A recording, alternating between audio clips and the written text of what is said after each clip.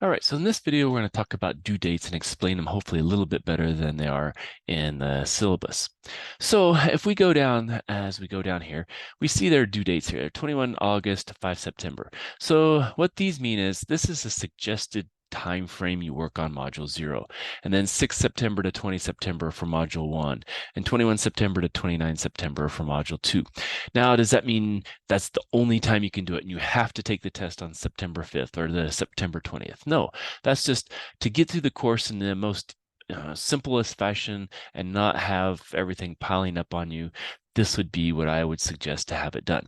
So does that mean you don't have to do it that way? Well, the only thing you really have to do is the ones that are actually marked with an actual due date. So the introduction, it has to be done by September 5th. The syllabus quiz has to be done by September 5th. And if we go clear to the bottom, that study skills journal has to be done on September 5th for module 0. The rest of the items, and again, remember, if they say mark is done, those are things that are actually going to be counted towards your grade. They don't have anything as far as the due date goes. So those can be done anytime during the semester.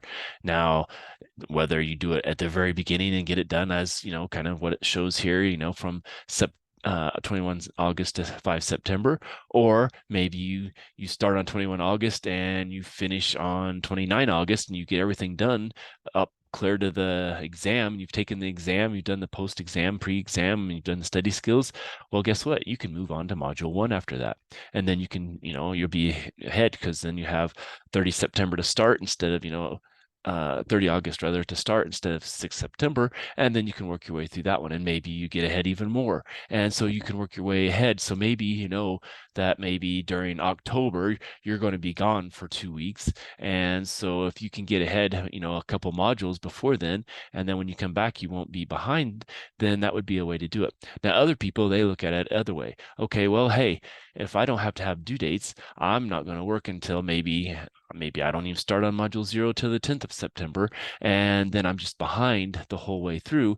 But then I know that at some point down here towards the end of the class, I'm going to have to be kind of a little stressed out, and I'm going to have to be doing 1 or 2 modules in half the time, be able to catch up for that December 14th due date on that last one. Okay, because that's our last day of class as far as finals go, and so everything has to be done by September or December 14th.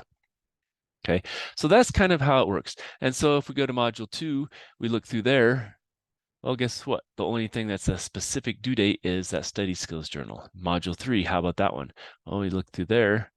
Nothing due on that one. So really, after that first module, module 0, the only time you have anything is during a study skills journal. And so that's going to be every other module. And so that's going to be the only thing you have to actually worry about. And then the other final thing you have to worry about is on December 14th, you have to have that final exam done.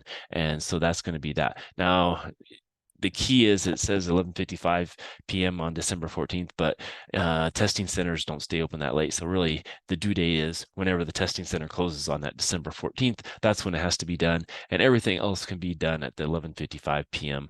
on December 14th. And that includes everything in the class that didn't have a hard due date. So hopefully that helps with the kind of the soft and hard due dates. Again, if you've come up to maybe the 30th of October and you're not ready for the exam, you haven't even done anything, you're like, oh, I got to go take the exam. No, you don't have to take the exam. Do your homework first, and it'll put you behind a little bit, but you don't want to get a 0 on the exam just because, well, it says it's due on the 30th here, so I'm gonna get it done on the 30th. No, if you get behind, do your math, do your work, get caught up, and then take your exam after you've got all your homework done and your practice exam taken, and then just work a little harder and faster for the next couple exams and homeworks and quizzes, and you'll be caught up hopefully by the end, and then you can be on time, and then you don't stress out and you don't get a bad score on one exam because you just rushed to it and said, well, it has to be done on that day, and it really doesn't have to be. So hopefully that helps, and here's to a great semester.